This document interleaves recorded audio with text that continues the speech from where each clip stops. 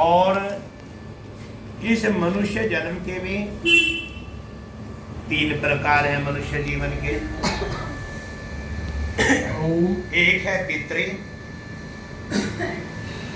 एक है देव, एक है मनुष्य। इस संसार में आप अपने चारों तरफ देखिए, कुछ व्यक्ति बहुत ही अच्छे, बड़े सज्जन और बड़े उत्तम स्वभाव वाले होते हैं, बहुत ही अच्छा व्यवहार होता है। आपके परिवार, रिश्तेदार, सगे संबंधियों में, प्रियों में आप जिनकी बहुत प्रशंसा करते हो, उसकी आदत स्वभाव के कारण है।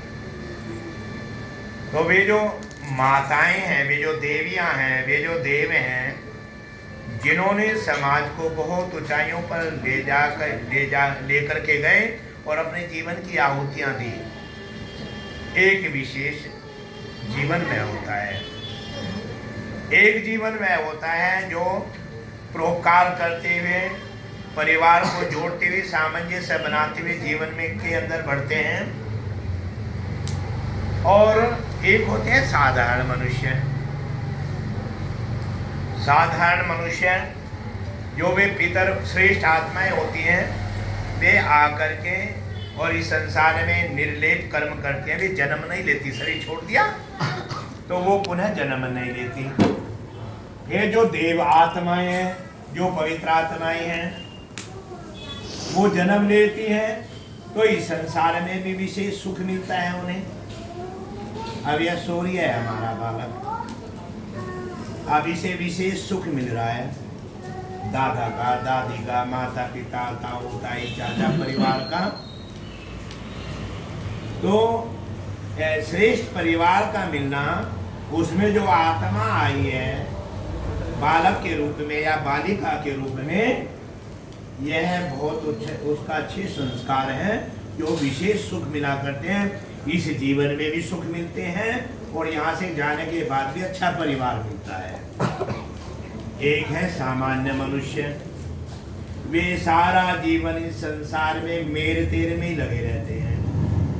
छोटी छोटी वस्तुओं के लिए लड़ना, छोटी छोटी बातों पर तनाव लेना, और यह जो जीवन बहुत अच्छा था, ये सारा जीवन इन्हीं बातों में निकाल देते हैं। तो इस जीवन तो मिला था अच्छे के लिए, पर इस जीवन में सुख नहीं ले पाए,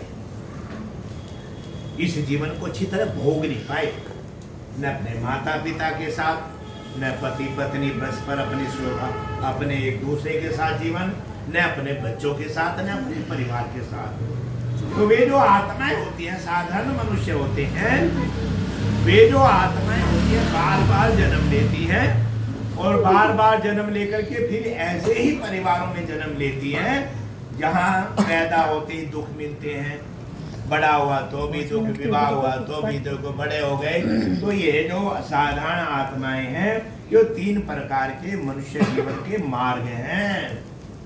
तो इसलिए वेद ने समझाया, मनुष्य तुम अपने जीवन में मनन कर, चिंतन कर, विचार कर।